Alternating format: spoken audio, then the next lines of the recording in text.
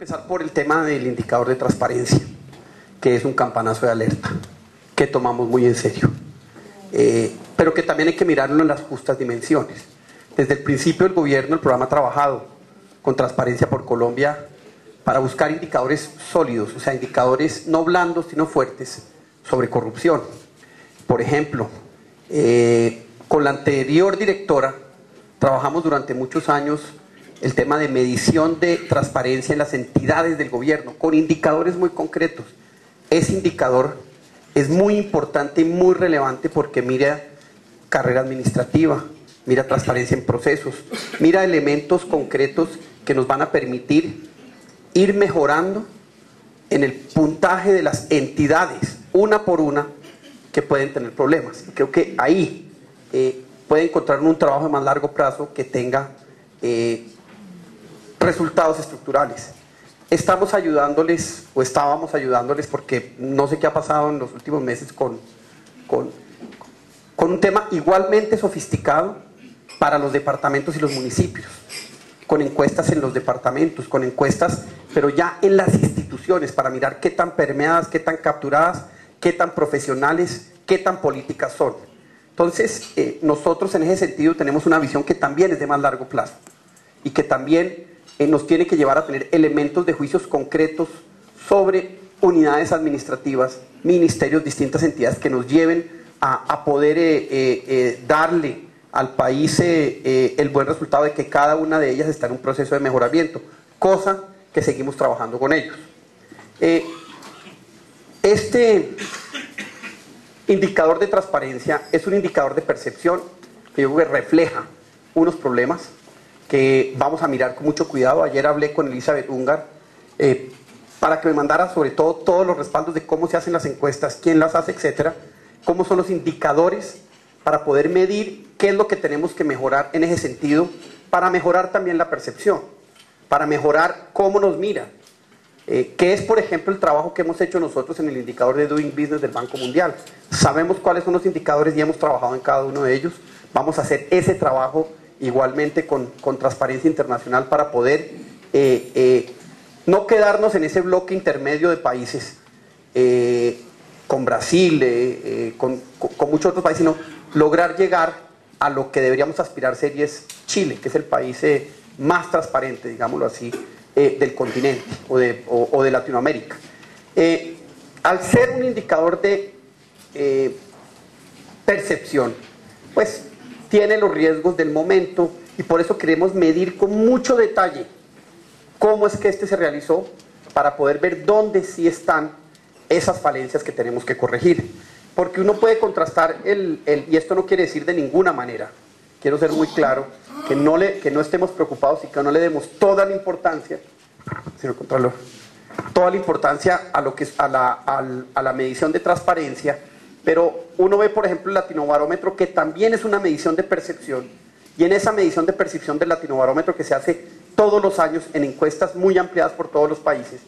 Colombia es el país que en América Latina ha subido más puestos y que tiene la mejor percepción de lucha contra la corrupción. Entonces mide uno con otro, que le dan a uno unas señales. Por un lado se están haciendo cosas buenas, por otro lado hay cosas que faltan, y por eso es importante entrar a mirar el detalle y que la percepción no se quede en percepción, sino pueda analizar el fondo de cómo se realiza, cuál es la metodología, cómo son las encuestas, qué es lo que miden, para poder determinar cuáles son los correctivos que uno tiene que tomar. No hubieran podido sobrevivir. Entonces yo creo que ahí hay una historia que es importante contar, y una historia de éxito.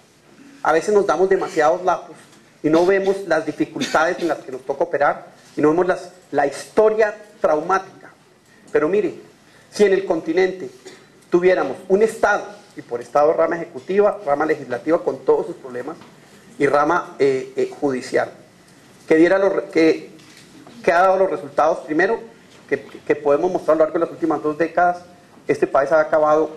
sería un narcoestado por un lado, y segundo, si otro Estado del continente tuviera este vigor, estoy seguro que estaría dando los mismos resultados, porque lo que aquí pasa, no solo pasa en Colombia,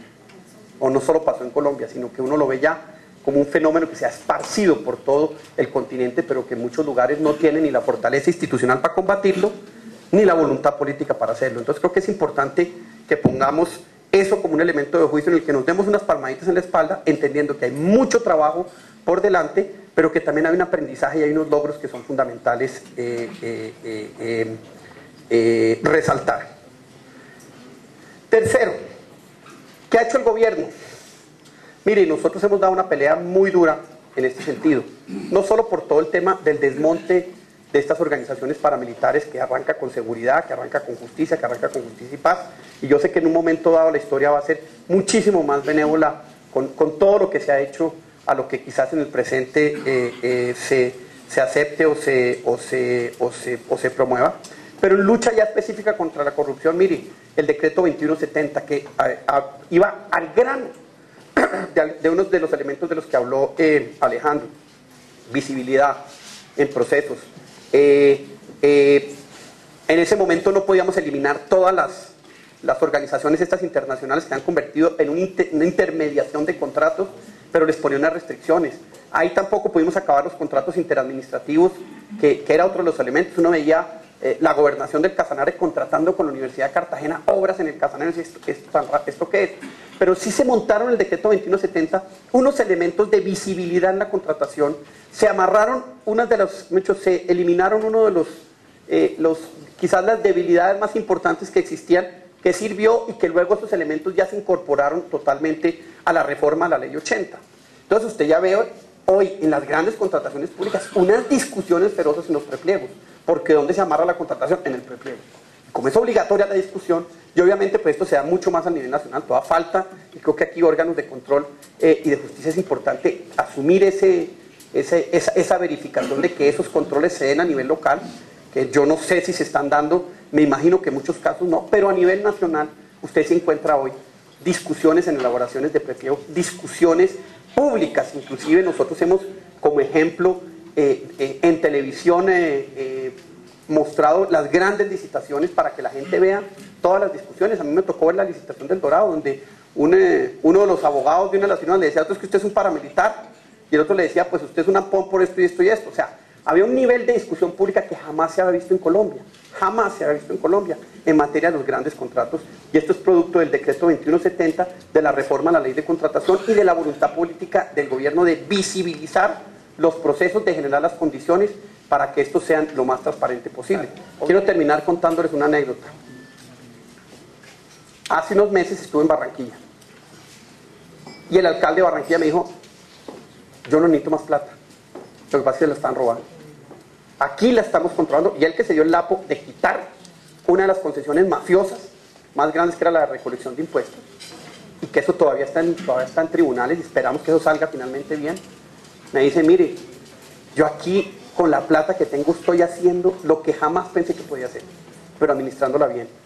En parte, el tema de la corrupción sin duda impacta desarrollo, sin duda nos falta muchísimo, pero creo que es importante que hagamos un análisis mucho más complejo, mucho más sofisticado, y que nos permita tomar decisiones de política pública entendiendo las reformas estructurales por un lado, las reformas administrativas por otro, y la cultura ciudadana, que es un elemento del cual no alcanzo a hablar. Finalmente, nosotros queremos dejarle al país un observatorio de lucha contra la corrupción, pero un observatorio que tenga indicadores, que tenga independencia por un lado, pero también que tenga unos indicadores que nos permitan de verdad medir qué entidad está capturada, qué municipio está capturado, dónde hay problema, y poder prender las alertas sobre base de información fuerte, dura, y no solo percepciones, que son importantes, que son un elemento fundamental que tenemos en cuenta, pero que simplemente son una de las herramientas para luchar contra la corrupción. Muchas gracias.